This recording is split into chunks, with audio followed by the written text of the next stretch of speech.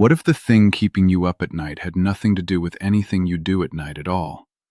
There's one ordinary habit practiced hours before bedtime that quietly decides how many times you'll wake up. I'm 83, and I got my full night's sleep back from something you wear during the day, not the night. In the next few minutes, I'll show you exactly what it was. These days, I sleep through most nights without a single interruption, something I hadn't experienced regularly in over a decade. I stayed up late reading last week, the kind of thing I'd stopped doing because I dreaded the broken sleep that would follow regardless of when I turned in. I'm not telling you that to brag, I'm telling you because the fix had nothing to do with anything I did at night at all. For years, my evenings ended the same predictable way. Lights off, a brief stretch of real sleep, and then the first interruption, usually within a couple of hours. I'd shuffle to the bathroom half-conscious, climb back in, and repeat the whole cycle at least once more before morning. I tried the obvious things first. Less water after dinner, no coffee past noon.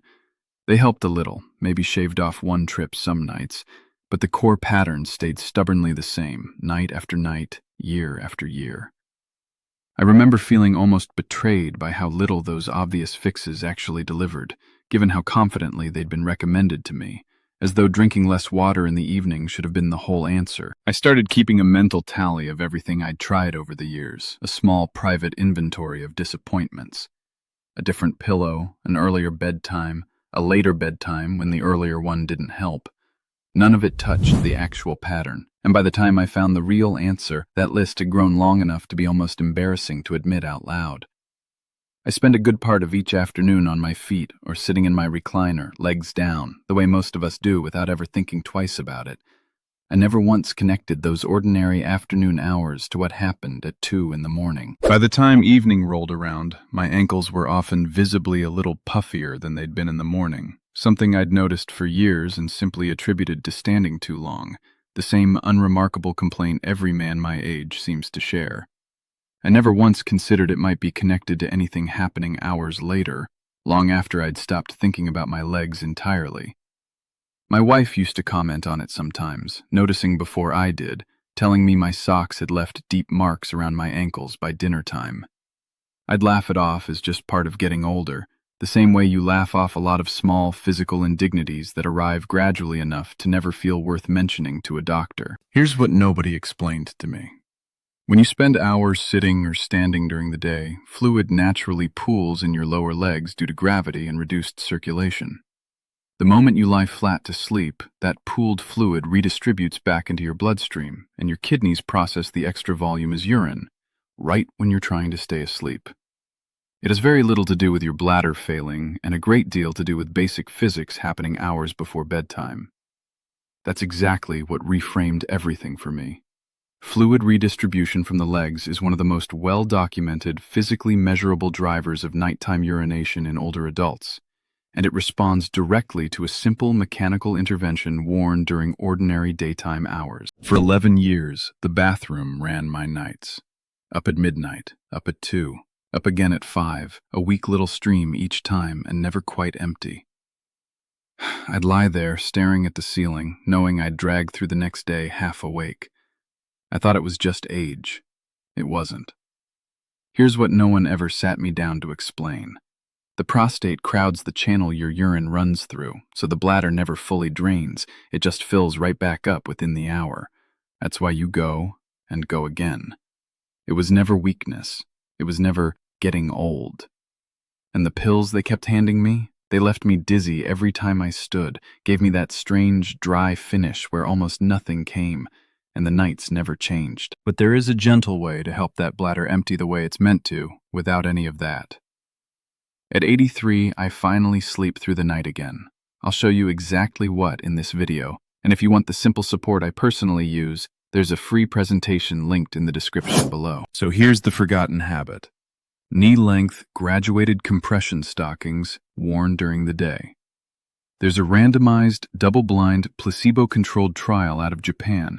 170 participants with nocturia between 40 and 79 years old, where wearing compression stockings during the day led to a measurable reduction in nighttime urination compared to the control group, roughly 1 fewer episode per night on average, along with improvement in quality of life scores related to nocturia specifically. The mechanism is straightforward. The stockings improve venous return in the legs throughout the day, reducing how much fluid actually pools there in the first place. Less pooled fluid during the day means less fluid redistributing into your bloodstream at night, which means your kidneys have less extra volume to process while you're trying to sleep. It's a genuinely elegant piece of physiology once you see it laid out. Nothing mystical, just gravity and circulation working in your favor instead of against you.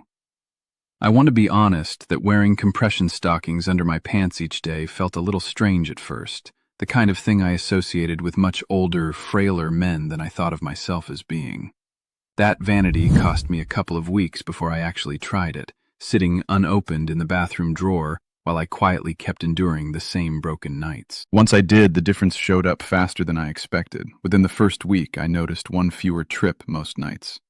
I added a few other pieces around it, since no single habit does all the work alone. I started elevating my legs for a short stretch in the late afternoon on top of wearing the stockings, doubling down on the same mechanism from two directions. I cut caffeine and alcohol in the evening, since both compound the problem from a separate angle. I want to be honest that the first pair I bought were the wrong compression level, and I nearly gave up on the whole idea after a week of them feeling too tight and doing very little. It took a conversation with the pharmacist, more patient than I expected, to point me toward the correct graduated compression range the actual trial had used. That detail mattered more than I realized going in. Not all compression stockings are created equal, and the wrong pair can feel like proof the whole idea doesn't work, when really it's just the wrong tool. She actually pulled out a small chart comparing compression ranges, explaining in plain terms why the light, everyday pair I'd grabbed off a general shelf wasn't built for what I was actually trying to fix, and I remember feeling a little foolish for not asking sooner instead of guessing on my own. None of these pieces would have mattered as much on their own. It was the stockings specifically, worn consistently through the day, that made the biggest single difference, and the other habits just reinforced what the stockings were already doing, closing off the smaller side doors while the main door finally got shut. I settled into a simple routine.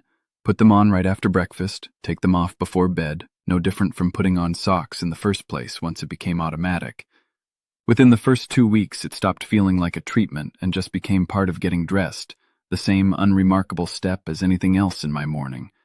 My wife started laying a fresh pair out next to my clothes without me even asking, the same way she'd set out my blood pressure pill, folding this new habit quietly into the rhythm of our mornings. My wife and I hosted a dinner party a few weeks ago, and I was still at the table telling stories well past 11, no thought at all about how the night ahead might go.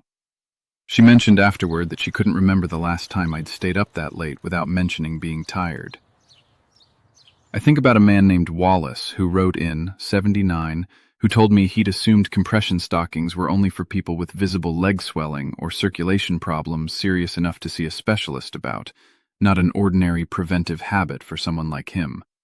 He said learning there was an actual randomized trial behind wearing them specifically for nighttime urination, not just general leg health, was what finally convinced him to try a pair. Wallace told me he'd felt a little self-conscious the first few times he put them on, the same vanity I'd felt myself, before deciding the trade was obviously worth it once he saw how his nights actually changed. He also made the same mistake I had, buying the wrong compression level on his first attempt, and told me he'd nearly written the whole thing off before a pharmacist steered him toward the right pair. He said he wished the actual trial specifications had been printed somewhere he could have simply pointed to at the store, rather than guessing at what graduated compression was even supposed to mean. If you're on medication for your heart, your blood pressure, or a diuretic specifically, please hear this clearly. Nothing here replaces your treatment, and you should never stop or change a medication on your own. Compression stockings aren't appropriate for everyone with certain circulation conditions, so mention this directly to your doctor before starting, especially if you have any diagnosed vascular issues. What I want you to walk away with is this. The fix for a broken night doesn't always live in the bedroom. Sometimes it lives in an ordinary daytime habit, hours before you ever turn off the light, in something as unglamorous as what you're wearing on your legs while you watch the evening news. I think about how many nights I spent chasing bedtime solutions when the actual lever was sitting in my afternoon routine the entire time, waiting for someone to point at it directly. Every product I'd ever tried before this was something to take right before sleep, which made sense given how I understood the problem. Treat the night, since the night is when the symptom shows up. It never once occurred to me the actual cause might be sitting 8 or 10 hours earlier, in something as ordinary as how long I'd been sitting in a chair, doing nothing more dramatic than existing in an armchair with my feet on the floor. So here's what I use: a few drops every single morning. And let me be honest about why it works. One herb on its own nudges one thing, but your prostate answers best when several signals are calmed at the same time. The flow, the emptying, the pressure behind it. That's why what I take brings them together, concentrated, working as one, not a single ingredient hoping to do everything. Stronger stream, full emptying, quiet nights, your freedom back. And none of the trade-offs, no dizziness, no dry finish, nothing taken from you as a man. It's linked right under this video. Go see it for yourself. It won't replace good sleep or your own doctor. It's there to support your body. At 83, I sleep through. It is not too late for you. I think about the man I was, shuffling to the bathroom half asleep, night after night, assuming it was simply how his body worked now. And I think about the man I am now, who sleeps through most nights without a second thought. That's not vanity. That's dignity. Being the man who found the actual mechanism instead of the man who just adjusted around the symptom. If you've ever chased a nighttime fix for something that actually started hours earlier in the day and only found the right answer after a few wrong turns, tell me about it in the comments. And if this kind of honest, specific explanation is useful to you, go ahead and subscribe. There's more of this ahead, every single week, and I genuinely read every comment myself, including the ones asking which compression level actually works.